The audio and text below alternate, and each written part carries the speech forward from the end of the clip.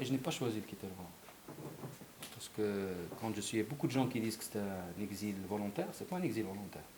C'est que quand j'ai été condamné à payer 3 millions de dirhams, parce que c'est la raison pour laquelle je suis parti, ce qu'a fait l'État contre moi, c'est qu'ils m'ont mis dans une situation où je n'avais plus de quoi nourrir mes enfants. C'est-à-dire je n'avais plus la possibilité de gagner ma vie au Maroc. Donc la seule façon de vivre, de nourrir ma famille, c'était d'aller chercher du travail à l'extérieur du Maroc. Donc ce n'est pas un exil. Mon exil n'est pas un exil volontaire. Je ne peux pas aujourd'hui au Maroc, si je possède quelque chose, la justice est en droit de venir me la saisir. D'ailleurs, je ne possède rien, ils n'ont rien trouvé d'ailleurs. Tout ce qui m'appartient ne m'appartient pas au Maroc. Je n'ai rien. Et je ne peux rien avoir. C'est-à-dire que même si je travaille comme garçon de café, mon salaire, ils peuvent me le saisir. Et ce que je dis, ils l'ont fait. C'est-à-dire que je n'ai pas, c'est pas une menace. Parce que dans une affaire ancienne dans laquelle Mohamed Ben Issa avait porté plainte contre le journal pour une affaire de diffamation, etc., ils ont saisi mon salaire.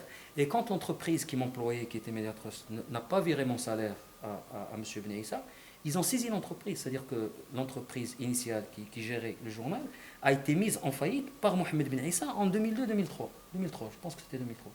Donc quand j'ai eu un autre jugement contre moi dans l'affaire Monique de 3 millions de dirhams, je savais ce qui allait se passer parce que ça s'était déjà passé. Et il fallait, pour sauver le journal, il fallait que je démissionne parce que si j'étais resté directeur de publication, ils auraient eu les moyens légaux et juridiques pour saisir les biens du journal hebdomadaire et donc ça aurait tué le journal. Donc la seule façon de sauver le journal et de moi de pouvoir vivre de façon digne, c'était de quitter le Maroc. Donc, et mon ambition, c'était de survivre à ce moment-là. Bon. Je ne veux pas non plus faire pleurer sur mon sort parce que j'ai eu beaucoup de chance, que je n'ai jamais eu de problème